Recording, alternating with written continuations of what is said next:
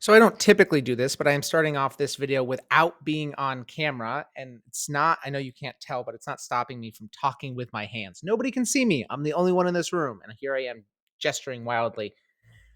But I'm off camera first because I'm going to walk through just very quickly some basics on Flip. And I want to be able to pull up the camera so you can see what that looks like and some of the features that are on there. And I can't do that if I'm using my camera to record the video. So you'll see me eventually.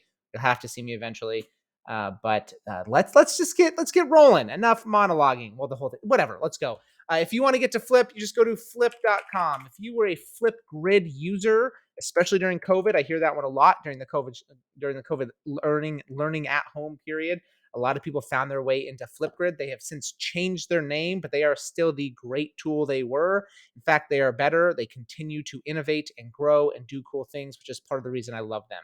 The other reason I really love them is because they kind of have this ironic sign up for free piece here. It's not sign up for free. The whole thing is for free. The whole kit and caboodle, every single thing that I'm about to show you is completely free. And there's nothing I can show you that isn't free because, again, 100% free across the board, which is so, so, so powerful. So, just a to get us going, Flip is a audio and video recording platform. So you can create groups of students and give them assignments, and then they can record video on their phone or on a desktop or their Chromebook. It's all web based. They don't need to download anything. They can turn those into you all through Flip, very secure.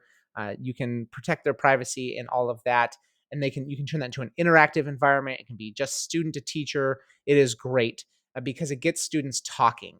Video has a ton of applications for creativity, a ton of implications when it comes to language development. It is very, very, very powerful. And so being able to make it accessible like they do in Flip is super important. So that's part of the reason I love it is there is no more powerful tech tool in the classroom than one that incorporates audio and video because it's not about making video, it's about getting kids to do hard things. And Flip does that in a very accessible way. So when you go to flip.com or flipgrid.com actually still works. Come in here to log in or sign up. Either one is fine. I'm going to go to sign up, even though I already have an account, so you can see what that looks like. Notice it is a single sign on with any of these platforms here. That is the same for your students. They don't need to remember a username or a password, which is crazy important. I used to teach middle school, and they are the kings of forgetting their passwords. I think on purpose. But when you get to a single sign on, it doesn't matter because you simply click single sign on and then you select your email address. And typically they only have the one option and then they are kicked in here. So when you are creating an account, you'll have a couple of other options there that are relatively self-explanatory. But as always, if you get lost when you are setting up your account here, shoot me an email. I am happy to walk you through anything. Hop on a Zoom, drive out your way. That is my job. So once you get dropped into Flip, yours will look different than mine because I have access to all of these things that I've created or joined over here on the left. I often get asked, is there a limit to Flip? I have yet to find one. These are things that I've created over the last 3 years. This was with my ESD account, and I have yet to say like here or see something that says you can't create another group because you have too many. Right? There's not really a limit there. So uh, now, I just mentioned something very important. I said groups. I've said that a couple of times. There are two major features when it comes to Flip. You have groups and topics. Groups are how you group or organize your students. Topics are assignments. So the first thing that you're going to want to do is come over here to the left-hand side, click this plus button. If you hover over it or you click on it, it says create or join group. You want to create a group and you'll get some of these options. So let's go through the options. I'm going to create an elementary grade level group.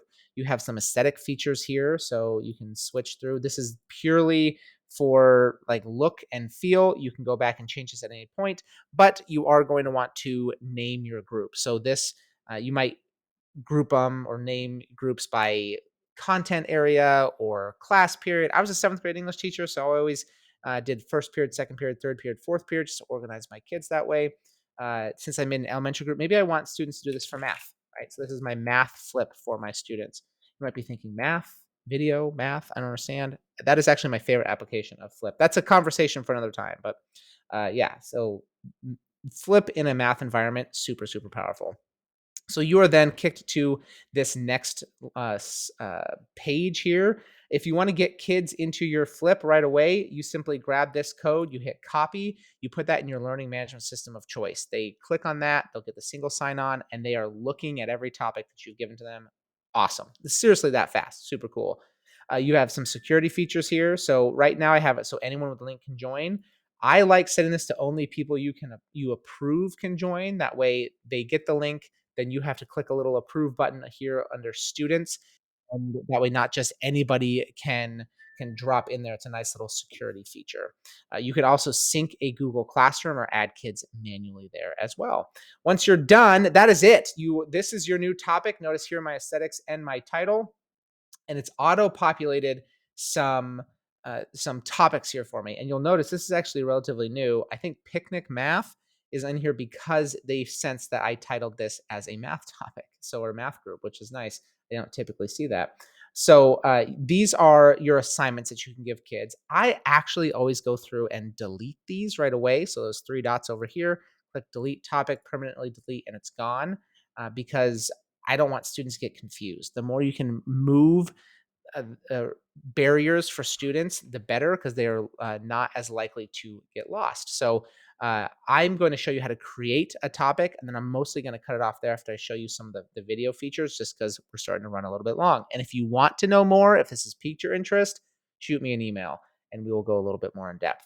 So again, groups are the ways that you organize students, and topics are the assignments that you give them. So if you want to create a new assignment for topics here, you just click on topic on the right-hand side, title your topic. So this is going to be math lesson 5 or whatever.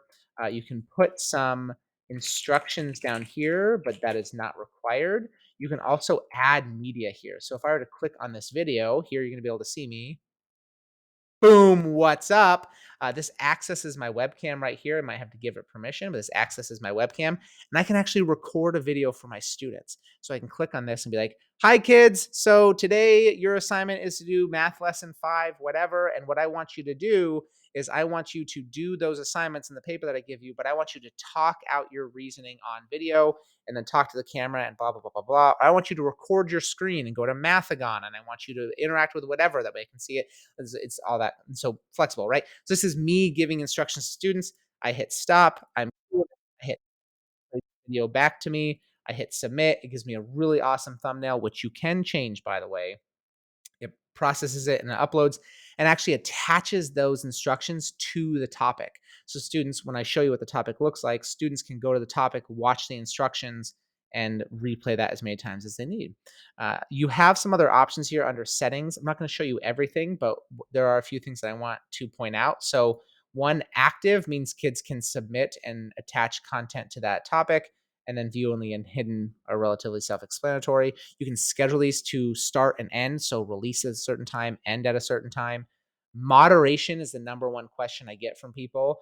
If I turn on moderation for responses, kids can submit an assignment, and then the teacher is the only one that can see it. No other students can see the responses until I manually make that public for other students. So students do not like to record themselves in an academic setting. It's a risk. It is tricky to put yourself out there like that, and we need to respect that. So typically when we hear students say like, I don't like Flipgrid or I don't like Flip, what they're really talking about is I don't like being put out there and be made vulnerable on camera while other kids can see it all the time. It's important for them to be comfortable with that. It's part of speaking and listening. But if we need to ease them into that and scaffold that activity, boom, we can absolutely do that right here. There's some other topics or some other settings down here that we're not really going to go into. But if we want to make these public for like families, you can also add a guest password. Once you're done, you simply hit post topic. All of that stuff can be gone back and edited, no problem. You can send it directly to either one of these learning management systems, embed it directly into Canvas if you're a Canvas user, or you can simply take this link, you can give that to your students, they click on it, and this is what they would see. So when a student goes to submit an assignment in Flip, what they do is they click on the link that you've given them, they hit record. This video is going to look similar to what you just saw because it's literally the exact same thing. And they've got a couple of options here. What I would encourage you to do if you're interested in this is one, email me, and two, pull up Flip and just play. That's the way I teach new tech tools to students is I give them 10 minutes of loosely structured playtime and they figure out 80 to 90% of the tool. They figure out everything they need to because kids learn through chaos and discovery, right? So give them some unstructured time to play and then make them teach you some things that they learned. They will find out how to click the record button and just talk and see what happens. They'll also figure out how to change their backgrounds. Look at that. Very nice. They'll figure out here that they can draw on the screen, super powerful, that they can embed GIFs and filters, that there's an actual like a whiteboard here. They can move themselves around and they can then type on the whiteboard. So if I click here, I can type here. They can see that. I should be able to then move this and put that over my face. I can move me here or here. Like it's crazy. Look at all this cool stuff you can do. It's super, super awesome. I'm about to go real nerdy and spend way too much time on this video. It's already longer than I meant it to be. I hope I didn't lose anybody. We're done. We're done. We're going to call it there. If you want to know more about Flip, one, go play with it. Two, shoot me an email. Let's talk. It's my favorite.